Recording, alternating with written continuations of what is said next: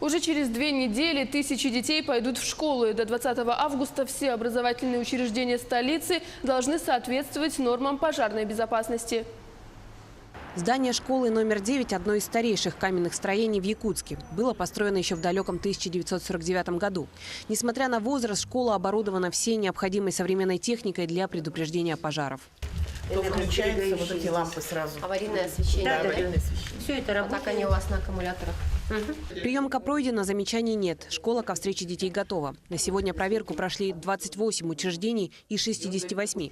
Но не всегда все так гладко проходит. Есть проблемы, которые инспекторы довольно часто встречают во время проверок. Много проблем у нас в Якутске по школам. Это по наружному противопожарному водоснабжению.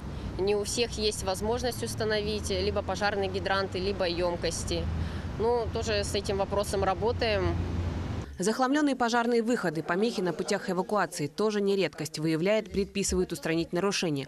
Много споров было по турникетам. С одной стороны, антитеррор требует установку конструкций. С другой, во время пожара турникеты могут стать препятствием к спасительному выходу. Со временем и с этим разобрались. Нужно следовать четким правилам. Ширина самой калитки должна быть не менее ширины эвакуационного выхода.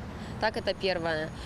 Далее должна быть легкооткрывающаяся конструкция антипаника, которая в ситуации, допустим, сработки пожарной сигнализации можно будет свободно открыть, и чтобы пути эвакуации были свободны. С каждым годом требования ужесточает. Одно из последних – оборудование всех окон датчиками движения. Удовольствие не из дешевых, но требования есть требования. Школы стараются успеть за всеми нововведениями. Значит, если у нас прошлые годы, значит, видеокамер было меньше, в этом году мы увеличили видеокамеры, поставлены даже в кабинеты, в спортивный зал в частности. Конечно, здания очень старые, пытаемся не отстать от современных новых зданий. 1 сентября не за горами. Только в 9-ю школу придут порядка 900 детей. 80 первоклашек, которые впервые сядут за парты. Безопасность превыше всего. Ольга Лысак, Саргалана Захарова, Владимир Павлов, Якутск.